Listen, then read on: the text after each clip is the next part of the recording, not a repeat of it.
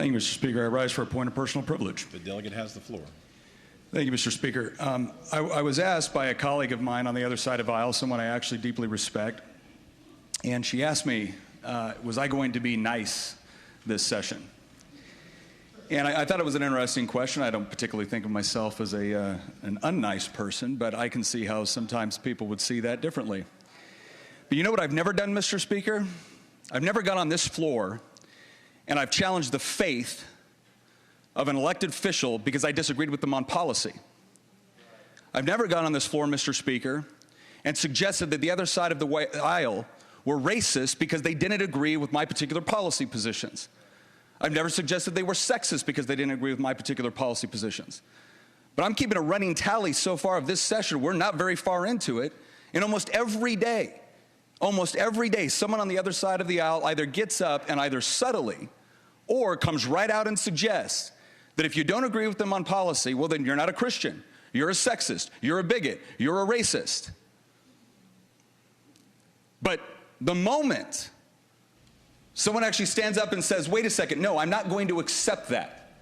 If you want to debate me on the merits of our particular policies, I am happy to have that discussion. But at the moment you claim, with no evidence other than we don't agree on a particular policy position, the moment you claim that that makes us racist or sexist or bigoted, Mr. Speaker, I've got news. This was tried during the election cycle. You had a lot of parents coming to their local elected officials asking questions about what was going on in their schools. And the initial response was, oh, it's not there.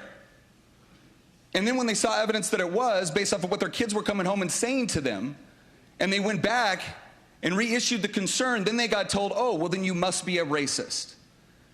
Because that has been the repeated narrative coming from certain members of the other side of the aisle. And there's been a lot of times where we've sat here politely and just took it. Mr. Speaker, not this time. I'm tired of it. My constituents are tired of it. Because when these claims are made, they're not just made against Governor Youngkin, they're not just made against us. They are made in part against the people that elected to send us here. And I don't know a single person in this chamber that I would define as racist or sexist or bigoted. We have very different ideas about how to get to particular end states where all Virginians can be happy, healthy, prosperous, and free.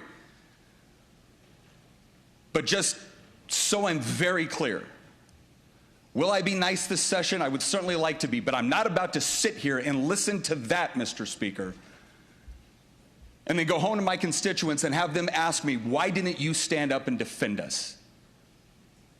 So let's have a robust policy discussion. But if you're going to question the faith or the intentions of anybody that happens to disagree with you on policy, then you don't get to lecture us on compassion, tolerance, or an open debate. Thank you, Mr. Speaker.